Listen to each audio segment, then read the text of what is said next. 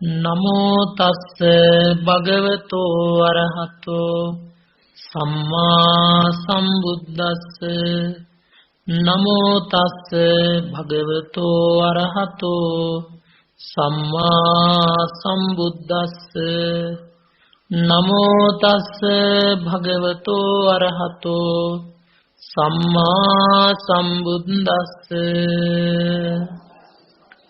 පුනච්ච පරං වික්ඛවේ වික්ඛු අභික්ඛන්තේ පටික්ඛන්තේ සම්පජාන කාරී හෝති ආලෝකිතේ විලෝකිතේ සම්පජානකාරී හෝති සමිඤ්ඤිතේ පසාරිතේ සම්පජානකාරී හෝති සංඝාටි පත්ත චීවර ධාරණේ සම්පජානකාරී හෝති අසිතේ පීතේ කායිතේ සායිතේ සම්පජානකාරී හෝති උච්චාර පස්සාව කම්මේවා සම්පජානකාරී හෝති ගතේ තිතේ නිසින්නේ සුත්තේ ජාගරිතේ භාසිතේ තුන්හි භාවේ සම්පජානකාරී හෝති ඉති අජ්ජත්තං වා කායේ කායානුපස්සී විහෙරති බහින්දාවා කායේ කායානුපස්සී විහෙරති අජ්ජත් බහිද්දාවා කායේ කායානුපස්සී විහෙරති සමුදය ධම්මානුපස්සීවා කායස්මින් විහෙරති වය ධම්මානුපස්සීවා කායස්මින් විහෙරති සමුදය වය ධම්මානුපස්සීවා කායස්මින් විහෙරති අත්තිකායෝ තිවාපනස්ස සති පච්චුපත්තිතා හෝති යාවදේව ඥානමත්දාය පතිස්සති මත්තාය අනිසිතෝච විහෙරති නච කිංචි ලෝකේ උපාදීයති එවම්පි භික්ඛවේ භික්ඛු කායේ කායානුපස්සී විහෙරති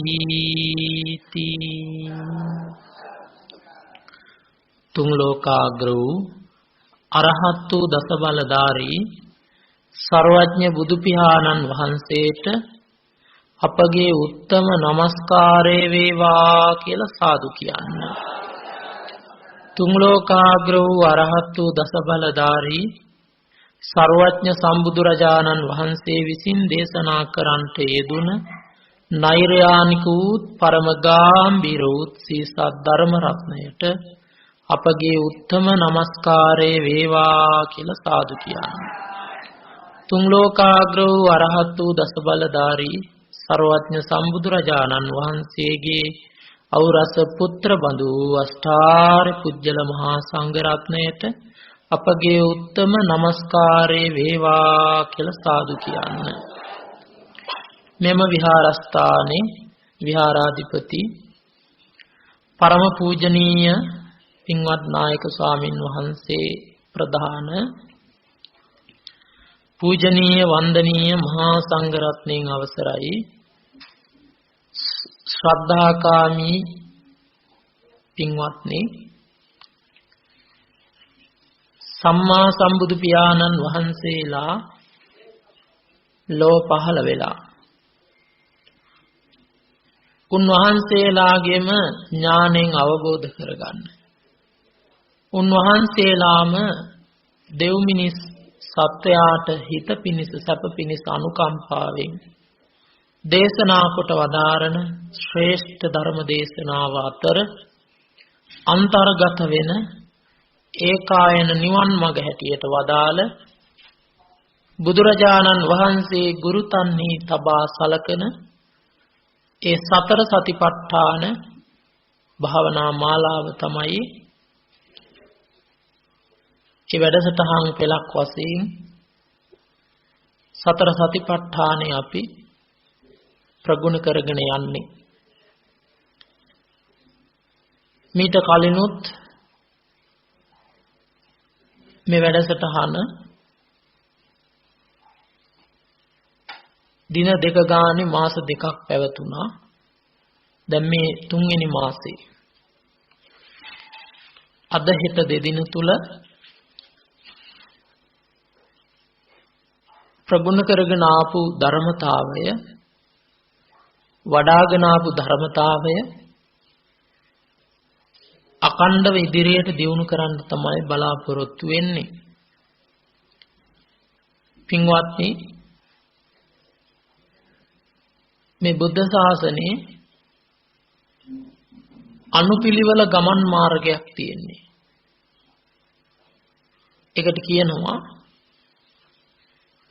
අනුපුබ්බ සික්ඛා, අනුපුබ්බ කිරියා, අනුපුබ්බ පටිපදා කියලා. අනුපුබ්බ සික්ඛාව කියලා කියන්නේ පිළිවෙල වූ ශික්ෂණය, පිළිවෙල හික්මීම කියන අර්ථයයි. අනුපුබ්බ කිරියා කියලා කියන්නේ පිළිවෙල ක්‍රියාව, කළ යුතු දේ.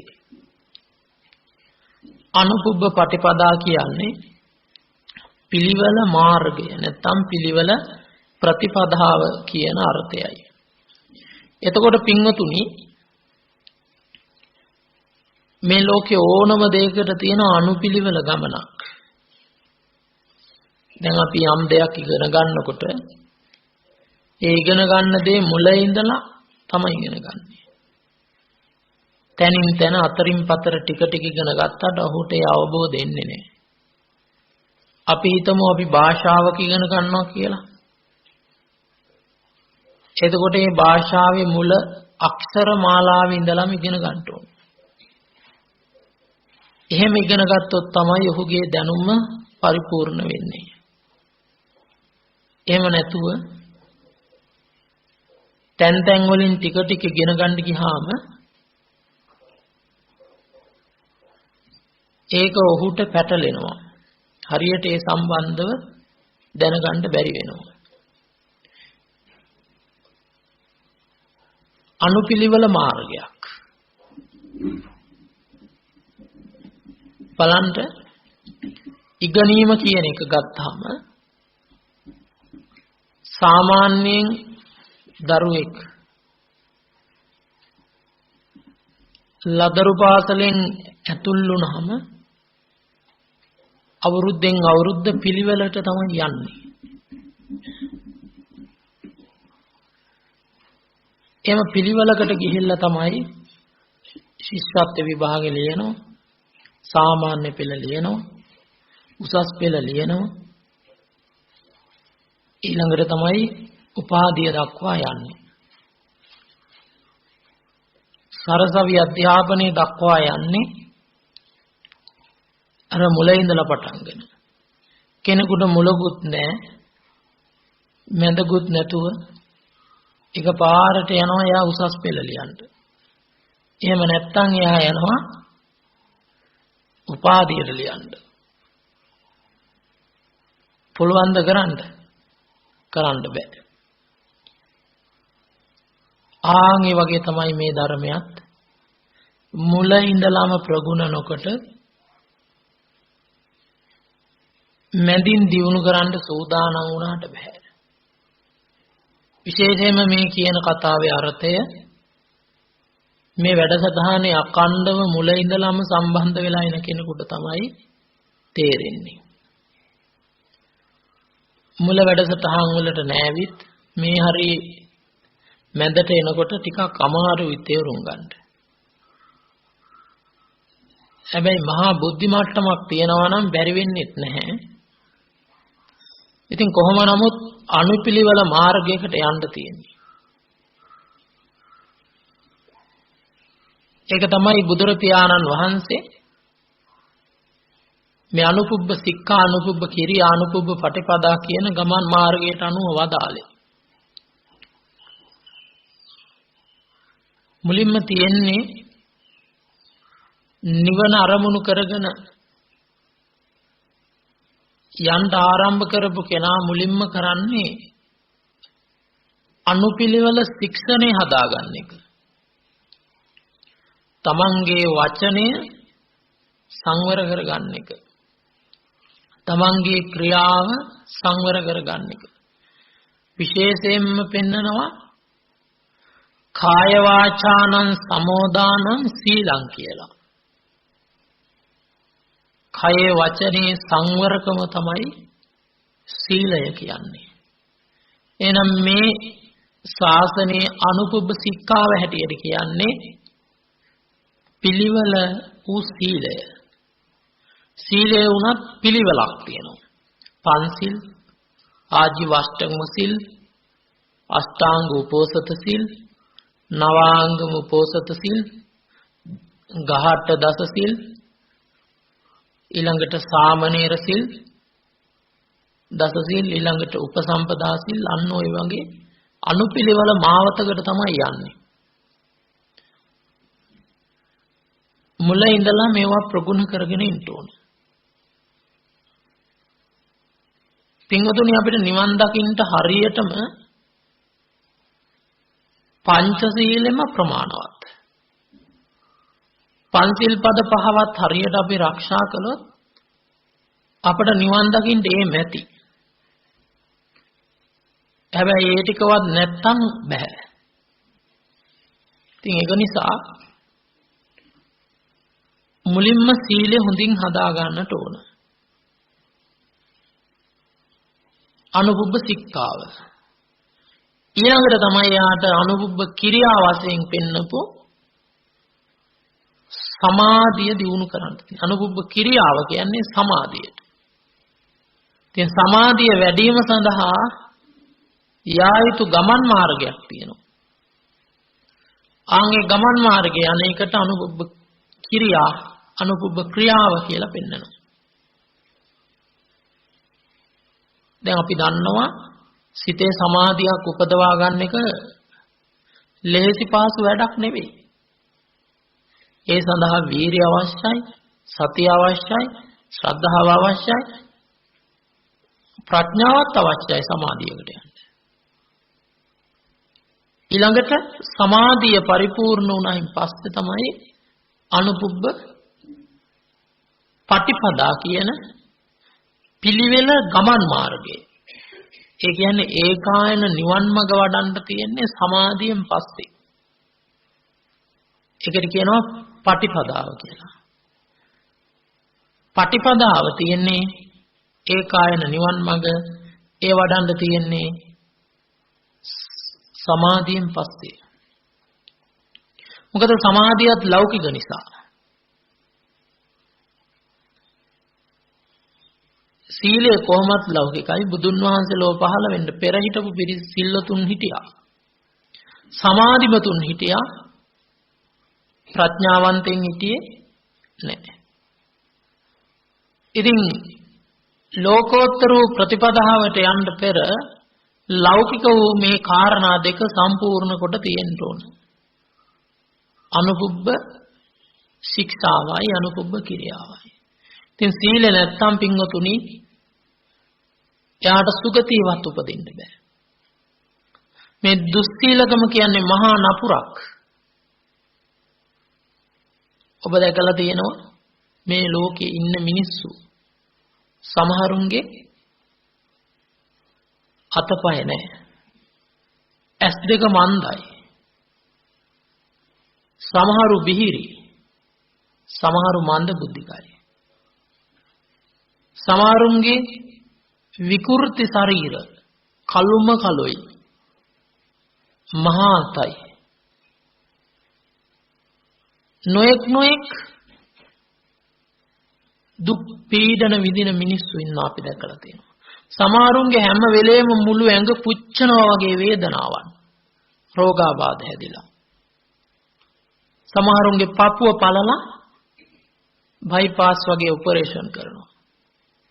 බඩ පළලා ඔපරේෂන් කරනවා.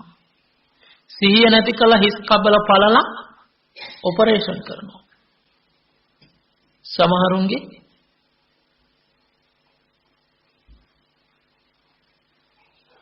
නොඑක් විදිහේ දැන් ඇට කටු වල ඔය ධනිස් පොල් කටු එහෙම ගෙවෙනකොට දානවා ප්ලාස්ටික් ඒවා නේ.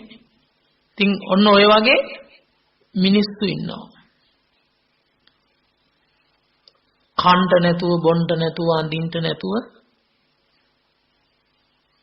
වහිනකොට ගේ තෙමෙනවා.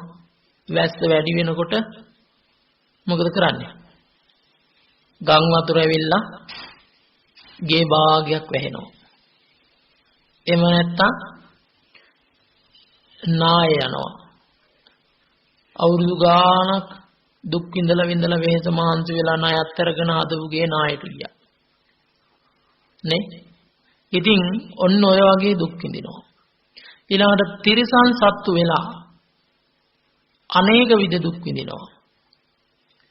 ප්‍රේතයින් වෙලා ඊටත් වඩා එහාට දුක් විඳිනවා. අසුරයන්ු දුක් විඳිනවා. ඊටත් වඩා නිරේ දුක් විඳිනවා. පින්වතුනි මේ අපි ඉන්න පෘථුවිය ඉඳලා හරියටම යොදුන් 15000ක් යටට යනකොට තියෙනවා ප්‍රථම මහා නිරය. මොකද්ද? සංජීවය. සංජීවයේ ඉඳලා යොදුන් 15000කට යටින් සංඝාතය. සංඝාතේ ඉඳලා යොදුන් 15000කට යටින් රෞරවය.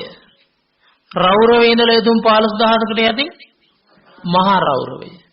මහා රෞරවයේ ඉඳලා යොදුන් 15000කට යටින් තාපය. තාපයේ ඉඳලා යොදුන් 15000කට යටින් ප්‍රතාපය. ප්‍රතාපයේ ඉඳලා යොදුන් 15000කට යටින් අවීචිය. ඔන්න එතකොට මහා නිරේවල් තියෙන 8ක්. ඒකට කියනවා අටමහා නරකය කියලා. එතකොට මේ පෘථිවියේ ඉඳලා යොදුන් 15000ක් යටට ගිය තැන සංජීව නිරේ තියෙනවා. මේ සංජීව නිරේ ස්වභාවය කියනවා කොහොමද? හතර පැත්තෙම බිත්ති යකඩ තහඩු. යකඩ තහඩු වලින් තියෙන යටත් යකඩ තහඩුවක් උඩිනුත් වැහිලා තියෙන යකඩ තහඩුවක් ඇති පෙට්ටියක් කියනවා. එක පැත්තක ඉඳලා අනිත් පැත්තට දුර යොදුන් 100ක් කියනවා. එතකොට මේ යකඩ ඔක්කොම අඟුරු වෙලා තියෙන්නේ කියනවා. දැන් මේ පෙට්ටිය ඇතුලේ තනිකර ගිනිදැල් පිරී තියෙන්නේ කියන්නේ. එතකොට දැන් හිතන්න දැන් මේ අපි මේ ඉන්න ශාලාව ඇතුලේ වටේටම ඔක්කොම රත් වෙලා ඇතුලේ ගිනිදැල් පිරීලා තිබ්බොත් එහෙම මොකද වෙන්නේ? මොකද වෙන්නේ? පිච්චෙනවානේ. හිතා ගන්න බෑ. ආන් වගේ කියනවා සංජීව ප්‍රථම මහා නරකය. එක මොහොතක්වත් නෑ ඇස්පැසිල්ලක්. හැම වෙලේම කායික වේදනා පිච්චීම. එතකොට පින්වතුනි මෙන්න මේ සංජීව නිරේ හතර පැත්තෙන් දොරටු හතරක් තියෙනවා කියනවා. එක දොරටුවක පැත්තෙන් තියෙනවා තව ඔසුපත් කියලා නිරේවල් හතරක්. ඒතර හතර දිශාවේ හතර ගානේ 16යි. එතකොට ඔසුපත් නරකාදී 16යි එක මහා නිරයකට. හරියට වෙසක් කූඩු හදලා පොඩි කූඩු එල්ලන්නේ වටේට නේ එල්ලනවා නේද? ආන් ඒ වගේ නිරේ. අන්න එතකොට පින්වත්නි මේ ඔසුපත් නරකාදී වලත් අනන්ත දුක්. සමහර අය ගියපුවාම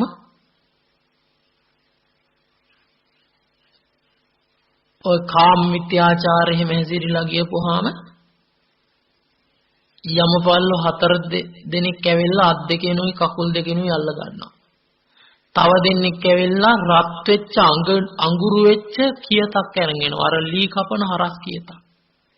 අරගෙන ඇවිල්ලා ඔළුවට තියලා ඔළුව ගාව ඉඳලා ලී කොටයක් වගේ ඉරනවා. එතකොට කැපෙනකොට මොලේ මස් කෑලි ගැලවි එනවා අර කියක් තලවලට. ඔහොම බෙල්ල මැදින් පපුව මැදින් පලාගෙන යනවා. මේක ගෑවෙනකොට පිච්චෙනවා. ඒ තරම්. පින්වත්නි බඩ හරියට කපනකොට ඔළුව හරිය ආයෙත් සම්බන්ධ වෙලා. මේ පැත්තෙන් පළල ඉවර වෙනකොට ආයෙත් හිටියා වගේ. ආයෙත් පටන් ගන්නවා මුල ඉඳලා. ආයෙත් පලනවා. ඔය වගේ කෝටි වාරයක් විතර පලනවා. මැරෙන්නේ නැහැ. ඇයි මැරෙන්නේ නැත්තේ? කර්මය ඒ තරම් බලවත්. සමහර නිරේවල් තියෙනවා. ඔසුපත් නිරේවල්. ඒවට ගියපුවාම දෙපැත්තම කැපෙන කඩුවක් බස්සනවා කටට. ඔය එහෙම යන්නේ ඔය සමහර කට්ටිය වැරදි වැඩ කරලා ඒ කියන්නේ ගිහි ජීවිතයේදී මහත්යාට හොරෙන්න ඕන වෙන හොර පුරුෂයන් එක්ක සම්බන්ධ වෙලා මහත්යා හොර ස්ත්‍රීන් එක්ක සම්බන්ධ වෙලා මහත්යා අහනකොට ඇත්තද කියලා දැන් මෙහෙම නෑ මම කියලා මොකද කරන්නේ? බොරු කියනවා. නෑ එහෙම කරනවද මම? ඔය හැරනව වෙන කවුරුවත් මම පතන්නේ හැත් කරලවත් බලන්නේ කියනවා. ඕන තැනක දිවුරන්නම් කියලා බොරුවට දිවුරනවා. එහෙම දිවුරු කට ඉන්නවත් දන්නේ මෙතන. ඔන්න ඉන්නවනම් හිතා ගන්න දැන් Tamanට වෙන වැඩ. දෙපැත්තම පිච්චිච්ච අඟුරු වෙච්ච දෙපැත්ත කැපෙන කඩුවක් බස්සනවා කට ඇතුළට. බස්සල ඉවරලා පින්වත්නි අර කඩුව කරකවනවා. කරකවනකොට බඩවැල් කැපෙනවා. පෙනහැලි කැපෙනවා. දිව කැපෙනවා, තොල්පට කැපෙනවා, දත් කැපෙනවා. කෑ ගහනවා. ඔන්න පින්වතුනි දුක්. නොඑක් ඔසුපත් නරක ආදී තියෙනවා. තනුකර අසුචි පිරිච්ච නරක ආදී තියෙනවා. සමහර නරක ආදී වලට වැටුනහම ඒ වගේ චූටි සත්තු ඉන්නේ. පණුවෝ ඉන්නේ. ඒ පණුව ඇවිල්ලා ඇඟේ පුරාම වැහෙනවා. වැහෙනකොට ඒ පණුව මොකද කරන්නේ? හම සිදුරු කරගෙන මස් සිදුරු කරගෙන නහර සිදුරු කරගෙන ගිහිල්ලා ඇටස් සිදුරු කරගෙන ගිහිල්ලා ඇට මිදුළු කනවා කියනවා. කෑ ගහනවා. අනන්ත වේදනාවෙන් සමහරු කටු ගහේ යවනවා. සමහරුගේ කටට ලෝදිය වක් කරනවා. දැන් මේ මහා නිරයක් ඇතුලේ දුක් විඳ ඉඳලා ගිනිදැල් වලින් පිච්චි ඉන්නකොට රෑතින් පේනවා අර දොරටු හතරෙන් එකක්.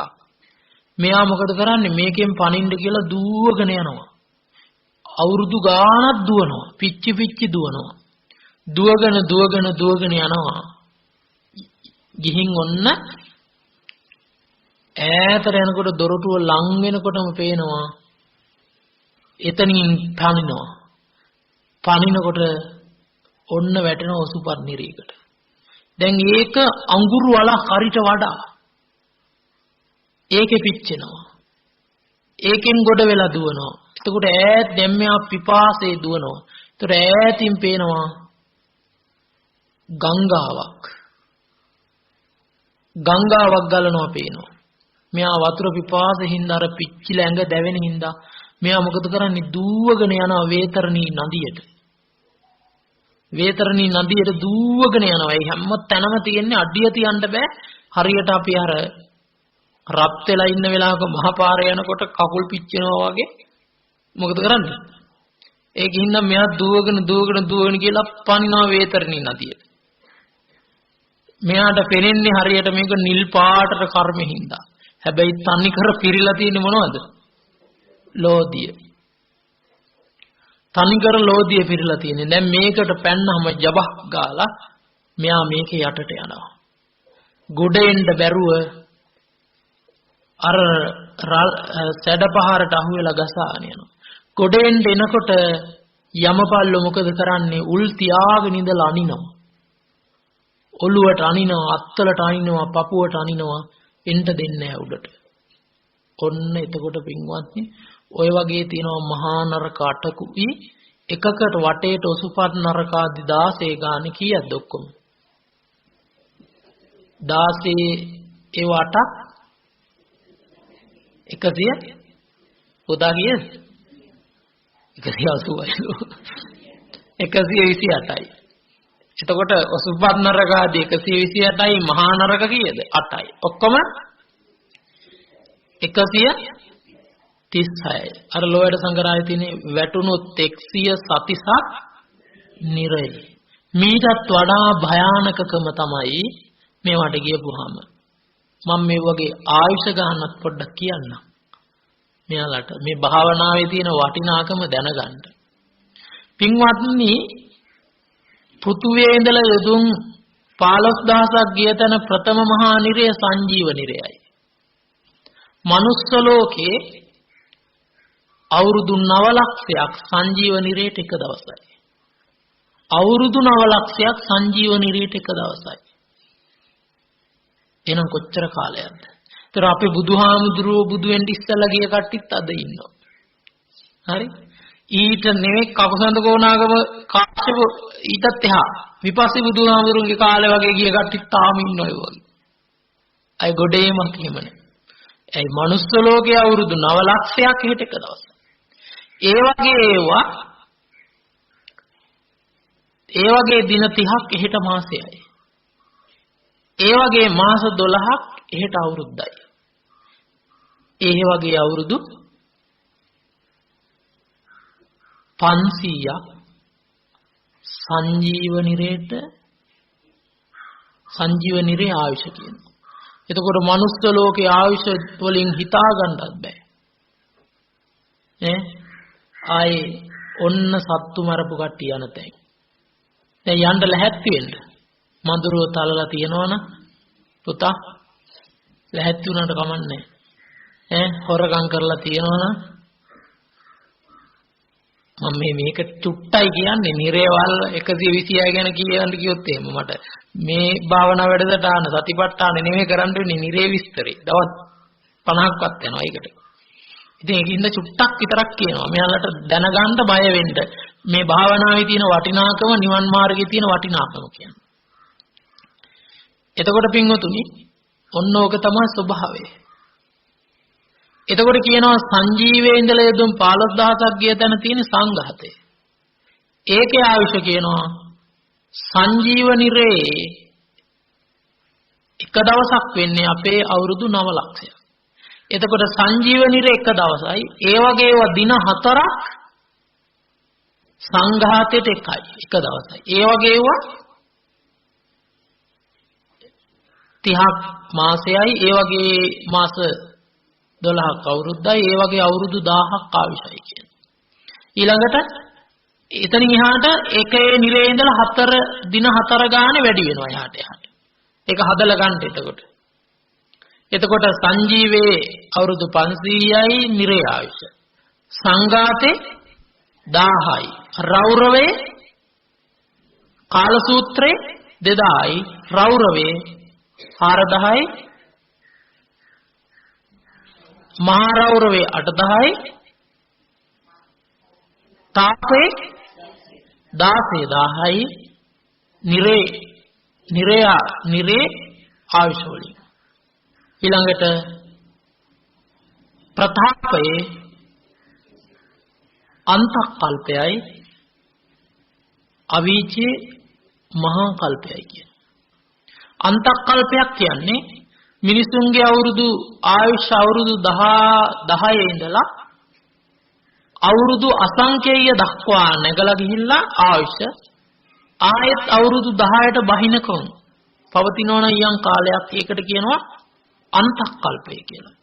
අසංඛේය කියන්නේ පින්වත්නි සංඛ්‍යා කරන්න බැරි හින්දා අසංඛේය කියන්නේ. අසංඛේය කියන්නේ 1.140යි අසංඛේය කියලා කියන්නේ. ගාන හදාගන්න ගෙදර ගිහින් හරි කමන්නේ. එතකොට ඔන්න අසංඛේයයට අවුරුදු 10 ඉඳලා නැගලා අසංඛේයයට ගිහලා ආයෙත් අසංකේ ඉඳලා අවුරුදු 10ට බැස්සහම මිනිසුන්ගේ ආයුෂ. ඒකට කියනවා අන්තක්කල්පයක් කියලා. ඒතර අන්තක්කල්පයට වඩා වැඩි මොකද්ද? මහා කල්පයක්. එහෙනම් නිරේ ආයුෂ මහා කල්පයයි. දැන් දේවදත්ත මහා කල්ප 4ක් ඉන්නවා. කොහොමද එතකොට? පුළුවන් නම් කරගන්න තියෙන්නේ ඔය වගේ එකක්. යන්න ඕන නම්. ආයිතින් ගැලවීමක් නැහැ. මෛත්‍රී බුදුහාමුදුරුවෝ නෙවෙයි. තව බුදුරු 100ක් පහළ වුණත් අපිට එන්නවත් හම්බෙන්නේ. දැන් එතකොට මේ සමාජ දිහා බලනකොට කොහොමද? 100ක් ගත්තොත් ඔය 100න් සත්තුන මරණ කී දෙනෙක් ඇද්ද? මඳුරෙක්වත් උගුණෙක්වත් මකුණෙක්වත්. හොරකම් නොකරන, ආයතා කාමසේවණේ නොහැසිරෙන, බොරු නොකියන, මත්පැන් මත්කුඩු පාවිච්චි නොකරන. ඔන්න. ඊයාව එක්කෙනෙක් මහාන වෙන්න ආරම්භ. ඉකලා ගියා. මෙයා ගෙදර ගිහිල්ලා එන්නම් කියලා ගියේ. ඇයි මහාන වෙන්න ආවේ කියලා කිව්වහම දැන් මෙයා කසාද බැඳලා ඉන්නවා, අවුරුදු 5ක දරුවෙකුත් ඉන්නවා, නෝනා වෙන එක්කෙනෙක් එක්ක සම්බන්ධ වෙලා. ඒ සම්බන්ධතාවයේ තියාගෙන ඉඳලා රස්සාවකට යනවා කියලා අර හොර මිනිස්සුත් එක්ක මාස 2ක් විතර ඉඳලා ඇවිල්ලා තියෙනවා. ඔක්කොම අහුවෙලා ඉතින් අතට. දැන් ඉතින් ආව තරහට මෙයා මොකද කළා තියෙන්නේ? ගත්තලු කතුර අනින්ට හැදුවලු ඇන්නේ නැල්ලු. ඒ තරහට ගිහින් කොණ්ඩේ කැපුවලු කොටටම. ඔක්කොම කොණ්ඩේ කපලා දැම්මලු.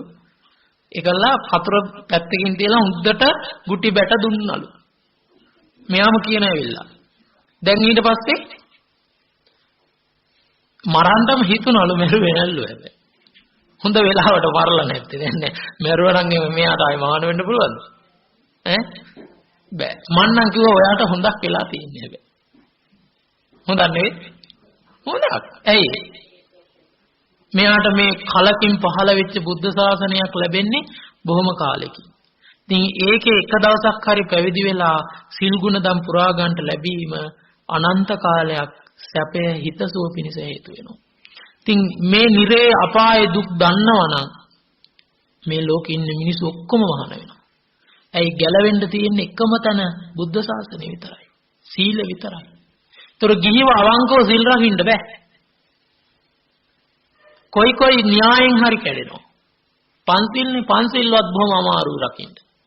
ගෙදර නෝනයි මහත්තයයි දෙන්නම ධර්මේ දන්නවා නම් ධර්මයට ලැබි නම් පුළුවන්. හැබැයි සමහර තැන් වල මහත්තය ලැබි නෝන ලැබි නෑ. සමහර තැන් වල නෝන ලැබි මහත්තය ලැබි නෑ. එහෙම තමයි යන්නේ. කලාතුරකින් තමයි දෙන්නම ධර්මයේ තුල යන්නේ. ඉතින් අන්න ඒක නිසා පින්වතුනි මේ ලෝකෙ දිහා බලනකොට මට නම් මහා දුකක් ඇති වෙනවා. මහා අනුකම්පාවක් ඇති වෙනවා. ඇයි ඔය වගේ තැනකට ගිහින් වැටුණොත් කාට කියන්නද ආයි? මෙච්චර පිරිසුදු බුද්ධ ශාසනයක් ලැබිලා, මෙච්චර මනුස්ස ජීවිතයක් ලැබිලා, ඒවා ගැන දන්නේ නැතුව ඇහැ කන නහය දිවකය මන පිනවමින් ඉඳලා වැටුණොත් එහෙම දුක් විඳිනවා. දැන් දෙව්දත් නැමැති අසත්පුරුෂයාගේ ඇසුර නිසායි අජාසත් රජුරෝ නිරේ ගියේ, අපායේ ගියේ. නැත්තම් සෝවාන් වෙන්න භාග්‍ය තිබුණා. ඒතර මේ ලෝකෙත් ඉන්නවා බොහෝ සත්පුරුෂයෝ. හැබැයි අසත්පුරුෂ සේවනයේ නිසා ඔවුන්ගේ ඒ සත්පුරුෂ ගති වහගෙන ඉන්නේ. අන්න එහෙනම් පින්වත්නි මෙන්න මේ නිරේකකට වැටුණු අනන්ත කාලය දුක් විඳින්න. ඒ වගේම තමයි ඊළඟට പ്രേත ලෝකේ. සමහර പ്രേතයෝ ඉන්නවා පරදත්තූපක ජීවී ආත්ම භාව. ඒ කියන්නේ අනුන්ගෙන් දෙන දෙයක්කින් තමයි යැපෙන්නේ. සමහර പ്രേතයෝ ඉන්නවා බුප්පිපාසික. ඇඟ යොදුන් ගානක් විශාලයි. කණ්ඩ බොණ්ඩ තියෙනවා හැබැයි උගුර ඉදිකට සිදුරක් වගේ. ඉතින් කන්ට බෑ, වේදනාවෙන් කෑ ගන්නවා. සමහර ප්‍රේතයෝ ඉන්නවා ඇතුළත පිච්චෙනවා, කයේ පිටත පිච්චෙනවා අනන්ත වේදනාවෙන්. සමහර ප්‍රේතයෝ ඉන්නවා කක්කොට්ටන්ගේ අවයව වගේ ඇස් ගෙඩි එළියට නෙරිලා බඩ එක පැත්තකින් එළියට ඇවිල්ලා අවයව එළියට නෙරිලා කෘෂ වෙලා නහරි ලිප්පිලා ගිහිල්ලා කට තියෙන්නේ හිස මුදුනේ. කණ්ඩ ගියාම ඔළුව පාත් කළා තමයි කණ්ඩ වෙන්නේ. කෙලසොටු සෙම ටිකක්වත් කණ්ඩ ලැබෙන්නේ නැහැ කියන. උපනොත් പ്രേතව පවකොට නොපනත් කලෙකත් නොලැබෙයි සෙම්සොටු පමනත්. උගුරත් නොතැමෙයි සුර ගඟ වැටුනොත් කියලා ආදි වශයෙන් අපි අහලා තියෙනවා. ඉස්කෝලේ යනකොට කටපාඩම් කරලා තියෙනවා. പ്രേත ලෝකේ ඉපදුනහම කෙලසොටු සෙම ටිකක්වත් ලැබෙන්නේ නැහැ. සමහර ප්‍රේතයෝ ඉන්නවා සුර ගංගාව වැටුනොත් කටට ඒ පිපාසෙ හිඳෙන්නේ නැහැ. එවන් ප්‍රේතයෝ ඉන්නවා. අන්න එහෙනම් පින්වතුනි අපිට පෙනෙන ලෝකයට වඩා නොපෙනෙන ලෝකය අනන්තයි. ඊළඟට තිරිසන් අපාය ගත්තාම තිරිසන් අපායේ විචිත්‍රයි හැබැයි අනන්ත දුක් විඳිනවා. ඡන්දා දේසා බය මෝහ අගති නිසා ඉන්නේ. හැම තිරිසන් සතෙක්නේ. ඊළඟට අසුරයෝ කියන්නේ යක්ෂයින්, වේමානික අසුරාදී අසුරයින්. මහා මෝද ඇසුරු කොට පර්වත ඇසුරු කොට ඉන්න යක්ෂයින්. එතකොට මේ තැනකට ගියොත් එහෙම අනන්ත කාලයක් දුක් විඳිනවා. අන්න එහෙනම් මේ කියන මනුස්ස ලෝකේ පටන් නිරේ දක්වා පවතින මේ දුක් ඔක්කොම විඳින්නේ මොකද්ද හේතුව? මොකද්ද හේතුව? මොකද්ද හේතුව? හේතුව දුස්සීලකම. කයෙන් වැරදි වැඩ කිරීම, වචනයෙන් වැරදි වැඩ කිරීම, සිතින් වැරදි සිතුවිලි හිතීම. ඔබ වුණත් අද ඒ ආකාරයෙන් නම් ජීවත් වෙන්නේ ඔබට ඒ දුකමයි. මේ දැක්ක නිසා බුදු පියාණන් වහන්සේ උන්වහන්සේගේ හදවතේ ඇති වුණ කරුණාව. කරුණාව ඇති වෙලා කියා දුන්න සබ්බ පාපස්සා කරනවා. දුස්සීලකම පදනම් කරගෙන පව්කම් කරන්න එපා. දුස්සීල වෙන්න එපා. අනුපුබ්බ සික්ඛා හොඳට සිල්වත් වෙන්න. සීල ආනිසංස අප්‍රමාණයි. දිව්‍ය සැප මනුස්ස සැප. දිව්‍ය ලෝකවල ඉපදිලා අනන්ත සැප ලබන්න පුළුවන්. මනුස්ස ලෝකවල ඉපදිලා අනන්ත මනුස්ස සම්පත්තියෙන් ලබන්න පුළුවන්. ඉතින් මන් දිව්‍ය ලෝකයේ තියෙන ආනිසංස පක්ෂේ කියන්න යන්නේ නැහැ. ඒවා සීල ආනිසංස වශයෙන් ලැබෙන දේවල්. මේ මිනිස්සෙක් වෙලා අපි ඉපදුනේ ගියාත් මේ සිල් රැක්ක හින්දා. හොඳට අතපය ඇති, කණ්ඩ බොණ්ඩ ඇති, යාන වාහන ඇතුව, ඇඳුම් පැළඳුම් ඇතුව මේ හොඳ ජීවිත ලැබුණේ පුරාණ සීලේ විපාකමයි. ඔබ අද සීලය අතහැරියොත් ඉදිරියේදී ඔබට අනන්ත දුකකට වැටෙන්න වෙනවා. එහෙනම් අද ආරක්ෂා කළන සීලයට වඩා එහාට එදා රැකූ සීලයට වඩා එහාට සීලය වඩා ගන්න උත්සාහ කරන්න. හැබැයි පින්වත්නි දෙව්ලොව ඉපදුනත් එය අජර නොව අමර නොව. එතන ජරා මරණයි. ඒකෙම චුත වෙන්න වෙනවා. එහෙනම් එකම දෙයකම සනසිල්ල අමා මහ නිවනයි. ඉතින් බුදුරජාණන් වහන්සේලා ලොව පහළ වෙලා පමණයි මේ නිවන කියන කාරණයක් අවබෝධ කරගෙන දේශනා කරන්නේ. දිව්‍ය ලෝකෙ ඉපදුනත්, මනුස්ස ලෝකෙ ඉපදුනත් ජාත ජරා ව්‍යාධි මරණ ශෝක පරිදේව දුක්ඛ දෝමනස් උපායාස කියන සංසාර දුක පවතිනවමයි. අපායට සාපේක්ෂව දිව්‍ය මානුෂ ලෝක සැපයි. හැබැයි අත් දුකයි. එහෙනම් පින්වත්නි යම් තැනක දෙකම සැපක් ඒ සැප නිවනයි. නිබ්බානම් පරමං සුඛං. පරම සැප නිවනයි. නිබ්බානම් පරමං වදන්ති බුද්ධා. බුදුවරයෝ නිවන මුතුන් යයි දේශනා කරත්. අන්නෙම නිසා මේ නිවන අවබෝධ කර ගැනීම පිණිස තියෙන ඒකායනෝ ඈම් භික්ඛවේ මග්ගෝ මහණෙනි තියෙනවා නම් එකම මග මොකද්ද? චත්තාරෝ සතිපට්ඨාන. සතර සතිපට්ඨාන. එතකොට මේ සතර සතිපට්ඨානේ උන්වහන්සේ ප්‍රධාන කාරණා හතරක් යටතේ තමයි භාවනාව විස්තර කළේ. මොනවාද හතර? කායානු පස්සනාව, වේදනානු පස්සනාව, චිත්තානු පස්සනාව හා ධම්මානු පස්සනාව. එතකොට අපි ප්‍රගුණ කරමින් යන්නේ කායානු පස්සනාව. එතකොට කායानुපස්සනාවේ භාවනා දෙකක් අපි කළා නේද? මොනවද දෙක? ආනාපාන සතියයි ආන් ඉරියාපතයයි. දැන් අපිට අද තියෙන්නේ සතර සතිපට්ඨානයේ තියෙන තුන්වෙනි භාවනාව ගැන ඉගෙනගෙන කරන්න. මොකද්ද?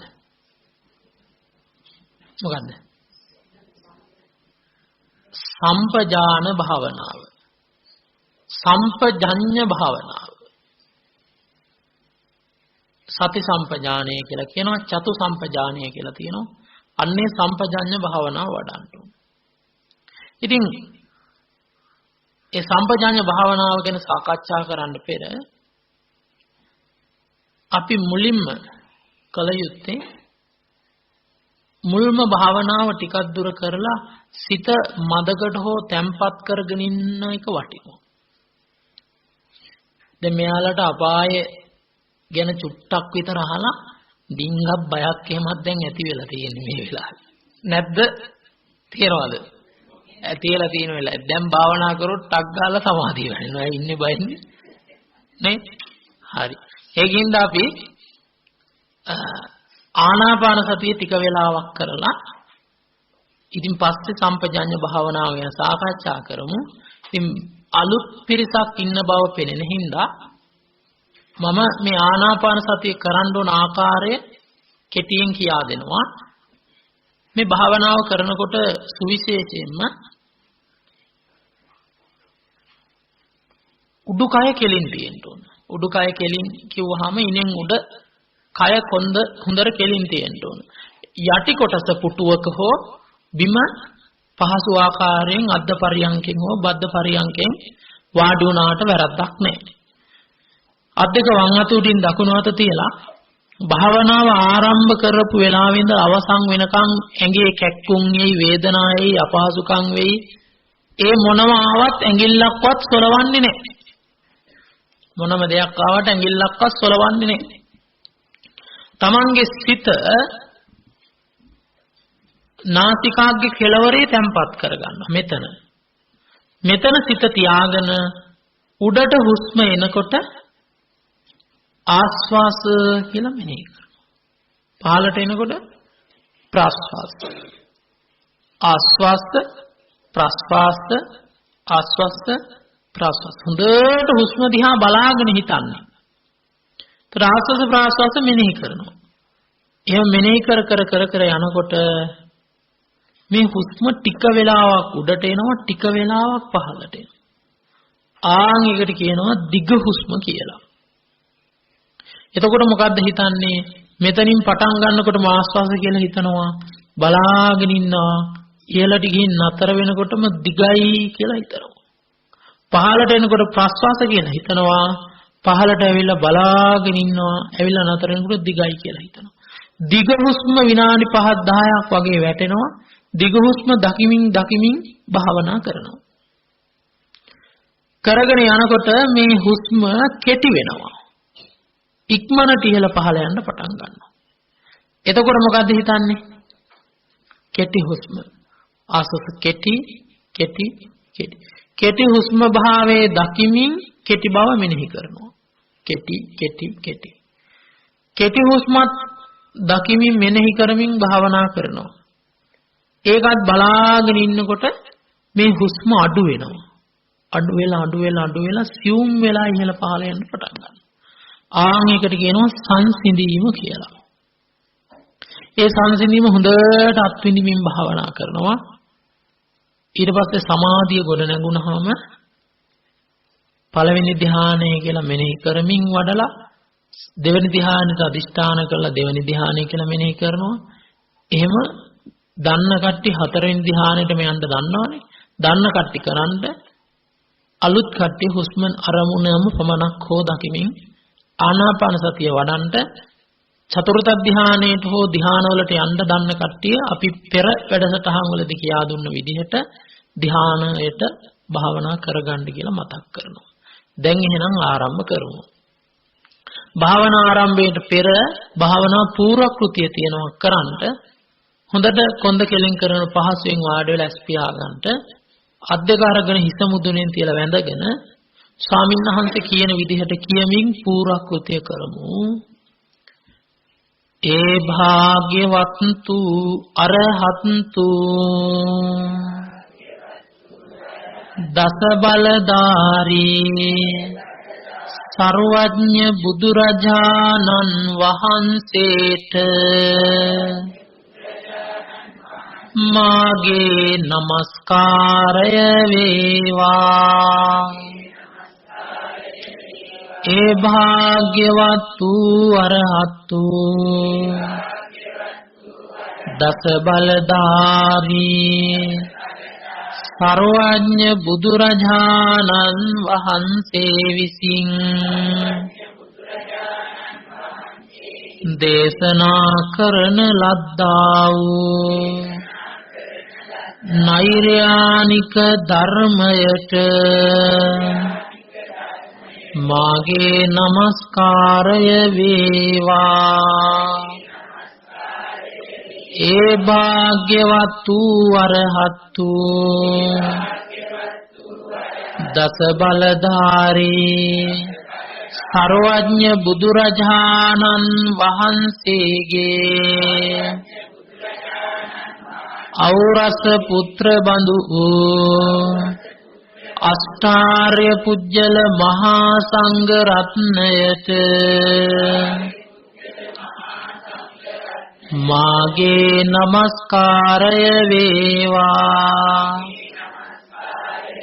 අනවරාග්‍ර වූ සංසාරයේ